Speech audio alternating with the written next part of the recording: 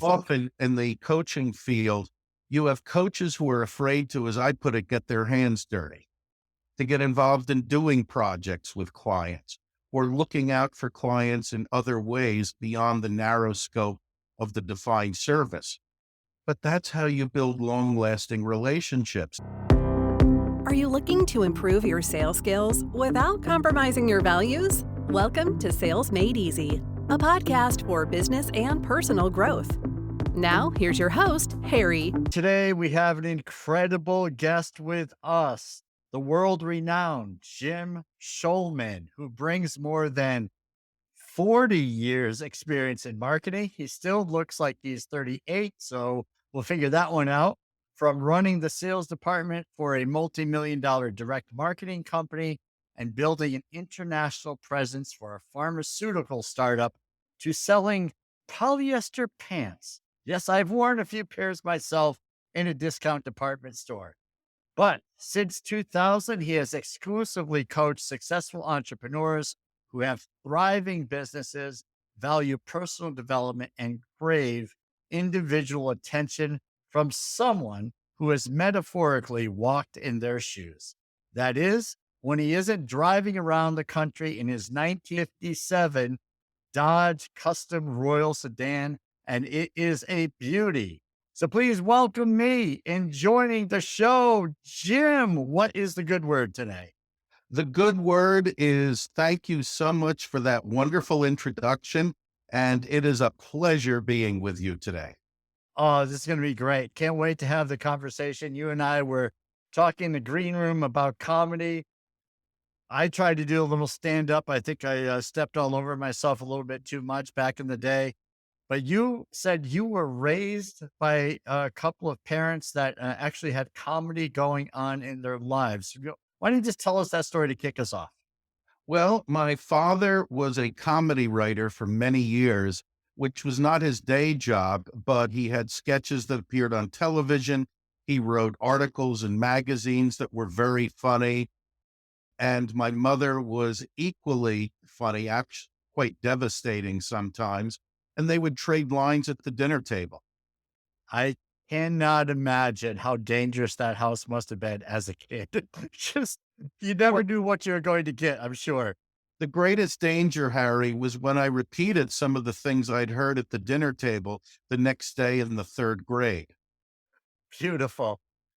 Well, it's just a new vocabulary. The vocabulary is a little different than most third graders. I learned the value of selecting the audience. Yes, exactly. You know how to work a room that way. So talk to me, Jim. You and I were discussing about the longevity you have with some of your clients. And in the coaching business, it seems like there's a lot of one and done type relationships. So what makes you different? How have you had clients for years and years? And what do you do to keep them so long? So wherever you want to go with that long-winded question, let's get your thoughts. Well, Harry, many people have quotations from famous folks that they include in their presentations or in their websites or on their email. And I have a quotation as well. And the quotation is from Jim Shulman and reads, entrepreneurship is a chronic condition. It cannot be cured, but it can be treated successfully. Yeah, that says it all, doesn't it? And the issues are that an entrepreneur constantly is looking at new ideas, new situations, new opportunities, and is constantly reevaluating what they should be doing or not doing. What makes an entrepreneur different is the types of behavior, how they think, how they relate to the world.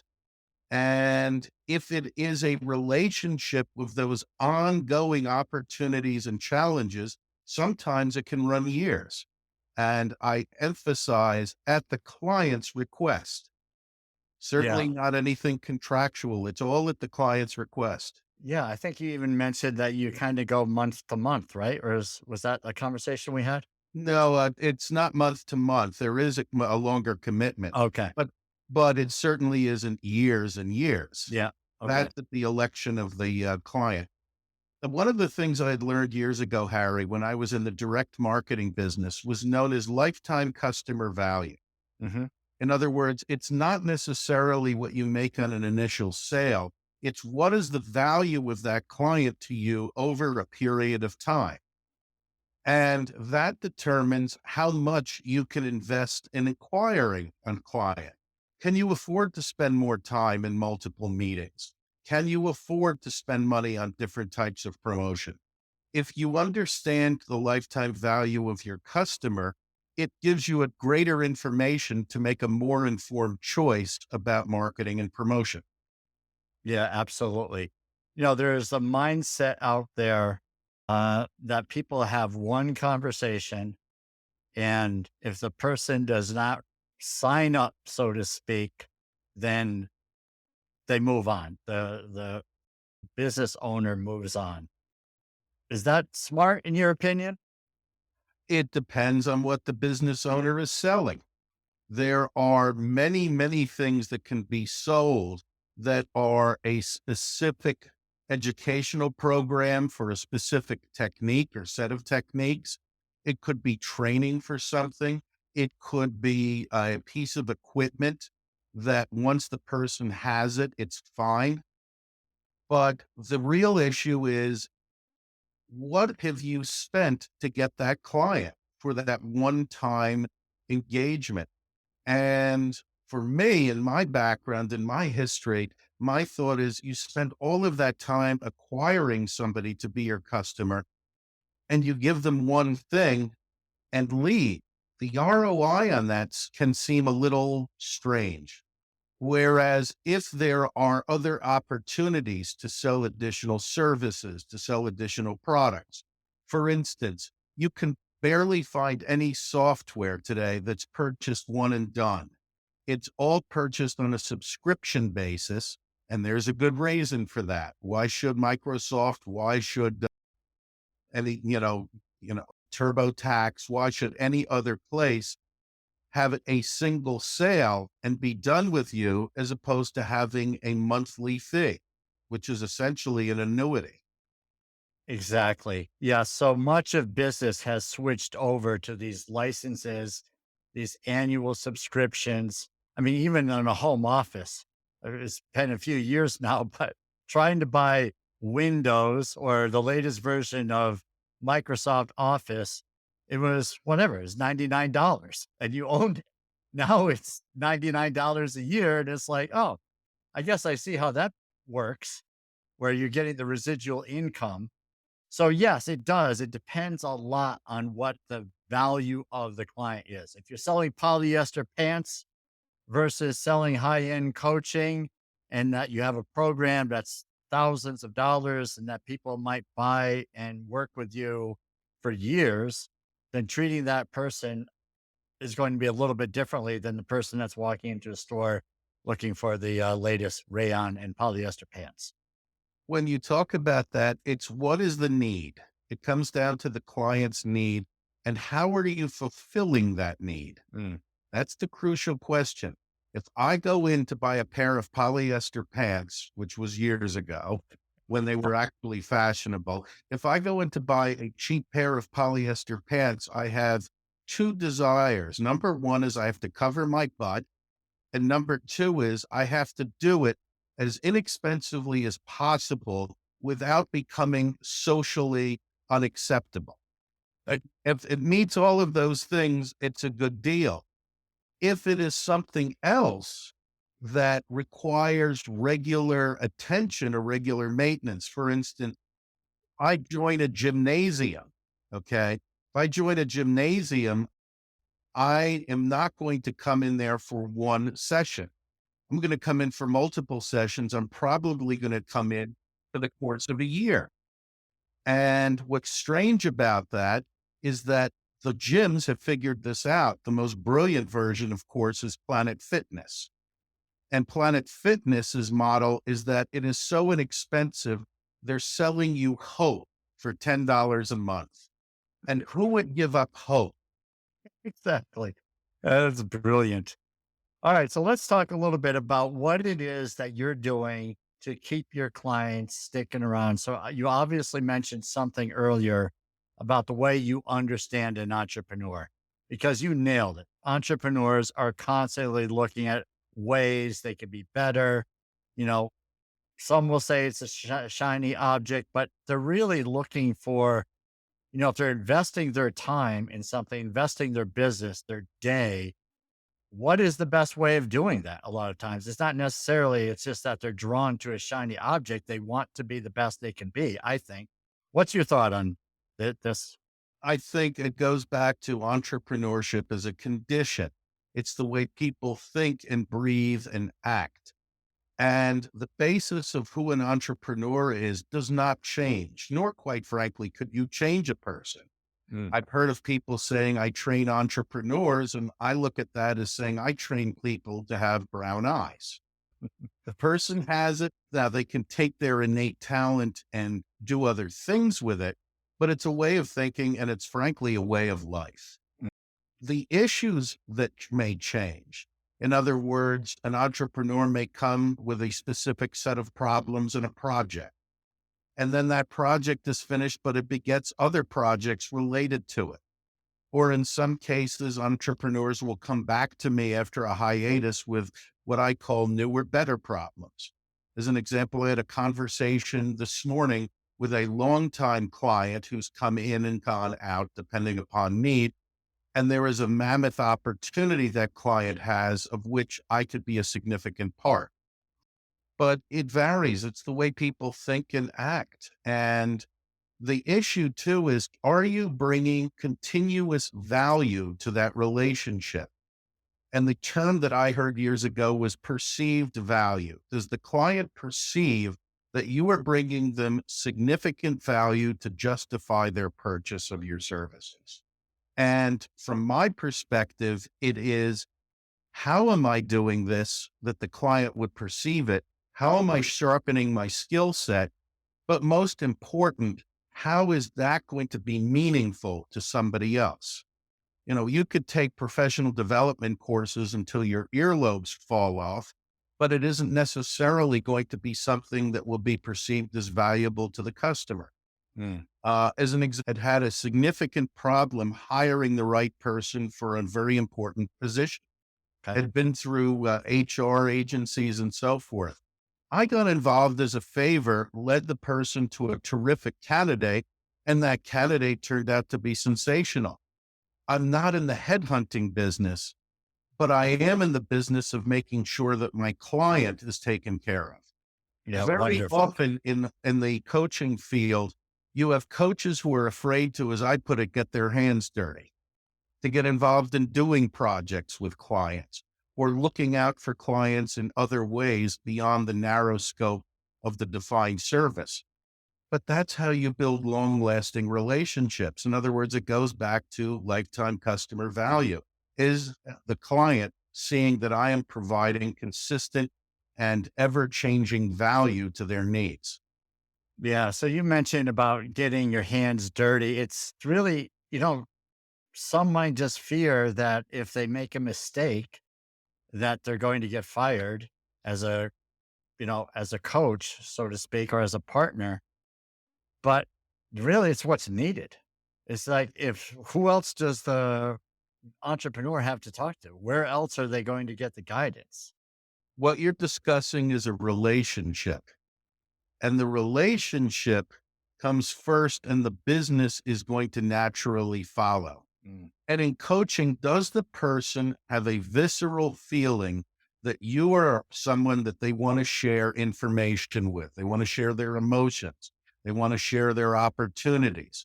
In many cases, it may be topics that they do not share with anybody else because Right. they have not felt comfortable doing it. So many people will lead with product or lead with specific service, and that's fine. But behind it, there is this breathing, highly emotional person who's making that purchase decision. Yeah, exactly. And you're really talking about the person, understanding who is the person, who is the buyer, who's right, who is the person is really the key. I think of some business owners, they don't really have anyone that they can confide in. Mhm. And then they go out with their staff and they grab a beer, so to speak, with a staff member and they start pouring out really stuff that probably shouldn't be poured out Mhm. because the person is, you know, they're not there to give them guidance and they can take that information and do whatever they want with it, but they're not necessarily looking to help the business owner because employees may not necessarily think along those lines. So, what's your thought on that? Employees absolutely do not think along those lines. I believe there are two groups of people in business. There are people who get a check every 2 weeks. They get a performance review. They get the company's official raise policy. They have to keep one boss happy. And then there's you and I. We live on what we sell. We live on satisfying our many customers, not just a single boss. And one group of people looks at the other group and thinks they're insane. I'm sure you've spoken to people who have 9 to 5 jobs and they say, "What the heck do you mean, Harry? You don't know what you're going to make next month. Oh my goodness. And what you have to buy your own health insurance. My God." And we might look at them and say, "You are limited to whatever that company decides to give you that year. You're based upon whatever the whim or the insanity or the incompetence of your immediate boss happens to be. The company could be sold tomorrow and trashed, and you have zero input on any of that." Right. You're not getting the check. Yeah, The you company sells, they don't care about, I mean, they do in a way, but in general, they're not sharing those checks with their employees. not in the least. Yeah. I get a kick out of having been around sales organizations for years. Salespeople will say, well, the owner should do this. And it's, I remind them that the owner is not in business to take care of salespeople. Mhm. Salespeople think they are, that's why owners are. It's like they should take care of us. They should pay us more. And it's like, look, they have a business to run. And I asked one recently, I said, how many times do you run to the owner and ask for help on a deal? Oh, I do it pretty regularly. Oh, the owner's great. He's always helping me out. I said, who does the owner talk to? And for guidance, because you're obviously getting guidance. Where does the owner get the guidance? And he looked at me like I had two heads. It's like, I don't know. I just expect that they're always going to give guidance. Like, exactly. They're constantly giving. I said, you're one of many. And now you're just constantly going to the owner for guidance. And it's like, that cup is going to run dry eventually. That's why people like you are needed, right? Well, one of the best signs I'd ever seen in any office was on the door of the senior vice president at a Fortune 100 company. And the sign said, "If you come here with a problem, also bring a solution." Oh, it's great. Yeah. And that cut out, as he put it, all of the Ann Landers breast bearing, chest beating, whining that he used to put up with. He said, because almost always the proposed solution turned out to be an excellent idea. Yeah, it's brilliant. Yeah, it's like, and some cultures have a way of that. If you're going to complain, you can complain, but definitely bring the solution with you. Mhm. And it makes I mean, you can't complain if you got nothing. Eventually they'll figure it out that if you got nothing, I don't want to hear the complaint. Right. Yeah. So what are some things that, getting back to the clients for more than one and done, I want to say clients for life. What are some of the things that you can do or that you suggest for people so that they can provide more value or the perceived value over the course of time? What are some things they might be able to do? Well, I would look at it in two ways. What does the client perceive as valuable? And what do you know as somebody outside of the client's head that would be valuable for that person, that would be worthwhile bringing up, that would be worthwhile introducing? And I'll go back to the example of subscriptions. Okay. After a Mhm. while, if the subscription is not providing value, I'm sure you sit down with your monthly bills, Harry, and say, why the heck do I still have a subscription to X? Okay. But X should be giving you new ideas that are considered worthwhile to you and how you could implement them. If it is a streaming service, they better have new programs that you think are interesting or worthwhile. If it is somebody who needs to find out what's going on in their industry in a larger sense, are you able to bring that information to the fore? So it is a constant, I'm going to say, push to find what's new, what's important, and how does my client perceive that? Yeah, very good. Jim, have you always been when did you start the entrepreneurial journey in your career? I mean, you it looked like you worked for companies for a while. Is that right? And then you became an entrepreneur? Well, I'm gonna backtrack. I Okay. had an engagement with a company that went over a decade in one case, but essentially the owner of the company said, "You figure out how to make money and don't get arrested." Yeah. And beyond that point, if you want to make a case for doing anything, go ahead. And Nice. as with most entrepreneurial ventures, it was a wild, wild ride. And as so often the case with entrepreneurial ventures, eventually it comes to a screeching halt. And in this case, it was a fashion business where the main product that was being sold suddenly went out of fashion, Okay. which Yeah. is what happens. So I Yeah. started my own business in 1996. Okay. Yeah. So you've been doing this for a while, and the coaching entrepreneurs, was this right? It wasn't the first thing you did, right? Because you did the marketing first. I was selling marketing services Okay. for quite a few years. And what I found was that many companies were buying marketing services and they were wallpapering over underlying problems. Ah. For Okay. instance, as you know, if a company has a terrible salesman or a terrible sales director, the first thing they do is blame marketing. So I created incredibly good marketing programs so that they could sell poorly, but with Mhm. incredibly good marketing. Nice. And Th- Okay.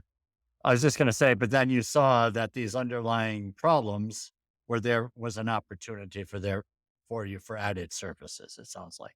well, what drove it home to me was when I was standing in the hallway of a major company and I saw an admin pushing a dumpster down the hallway, yelling, "Bring out your marketing materials," because that company's compliance department had, as I put it, changed six semicolons so they could keep their job for another year. Hmm.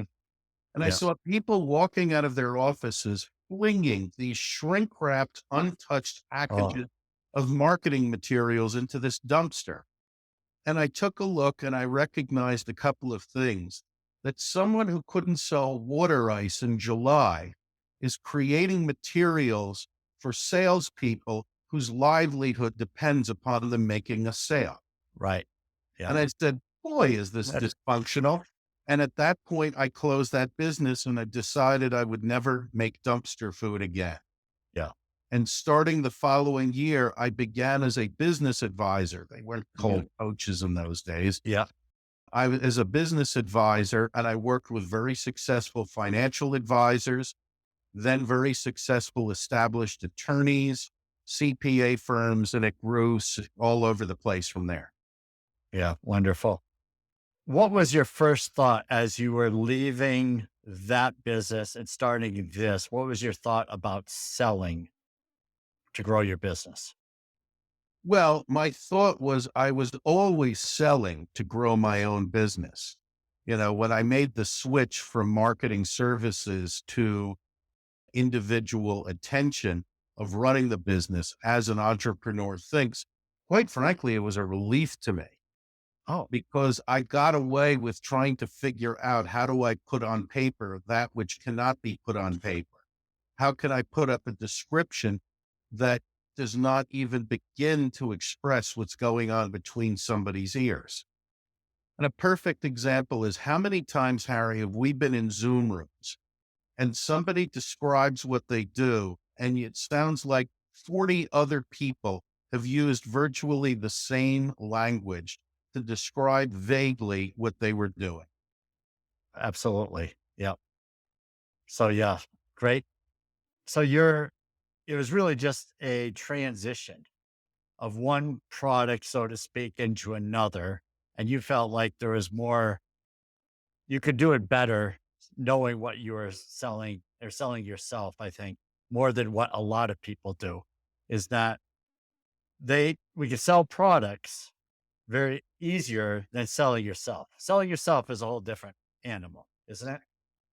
No, it's another Okay. product. All But right. the point is, when you sell yourself, Harry, you have created this character, for want of a better way of describing it. You have created this character called Harry, and Mhm. Harry has certain characteristics, and Harry has certain characteristics that would relate well to somebody who would be a potential customer. And there are people who would be great as potential customers for Harry, and the vast majority of the world, not great. The same goes for me. Yeah. So we are our own product. The question is, can we step out of ourselves and see this? And that's really where a coach makes the greatest difference. We cannot be objective about ourselves. Ain't going to happen. We can try. We can do exercises. We can do some parts of self discovery. But I go back to a wonderful, wonderful quote from the French philosopher Voltaire. Said, even the Pope has a confessor. Yeah, it's so true. It's just I love what you just said. It's like we're not going to be objective. It's just let's just deal with it. We're going to judge ourselves too much. We're going to like ourselves too much in other ways.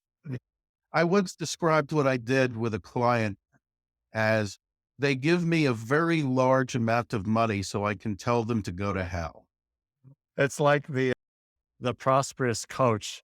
I think I was reading in there once about someone, or maybe it was a podcast with one of the writers, authors of that person was saying, I pay you a lot of money not to say anything. Well, and then let's go back to what we were talking about earlier with the business owner, with the employees at the bar. Mm, Every other person in that business owner's life has a vested interest in the financial success of that person. And everything that they are going to say is going to be colored in some way, shape, or form by a possible threat to that relationship. mm, Somebody engages a coach to get honest answers, and the honest answers may not be something that they want to hear. Thus, my previous statement. right. But they are paying for that because they recognize that it's essential for them to prosper, if not survive. Yeah, absolutely. And yeah, so many good points there. You think about what the person is tied, if you're, and I understand why, right? They need the camaraderie. They want to bounce an idea off a person. But if the person is, as you mentioned, tied to the success of the company, maybe that person doesn't like change. Maybe there's new technology, new products, new services to pursue. And you're bouncing it off of an idea of a person who's likes their steady paycheck, doesn't like change. They're not going to give you honest answers, honest for them, but not honest for what your business needs to do to succeed. Mhm. So great stuff. Any other thoughts that you might want to share with the audience that I might have missed here, Jim? The number one thought that I would leave everyone with is, what are you bringing to the job? What are new ideas that you're bringing to the job? What are new training that you're taking? Are you constantly refreshing yourself?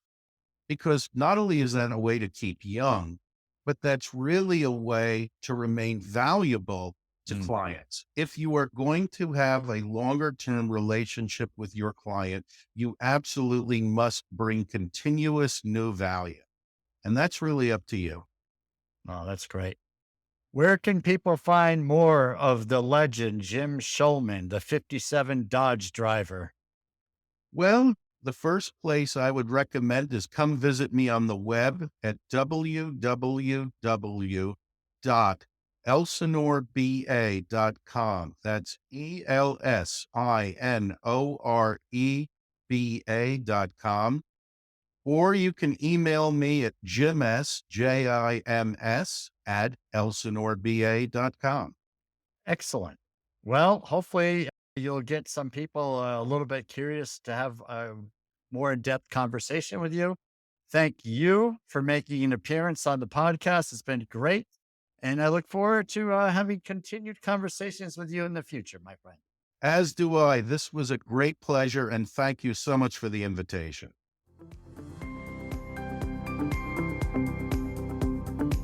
Thank you for listening to Sales Made Easy. If you found value in our conversations, please subscribe and leave a review.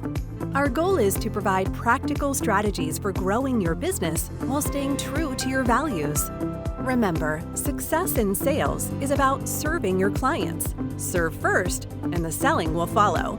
We'll be back soon with more insights and inspiration. Until then, keep serving and providing value to others. Good things will happen.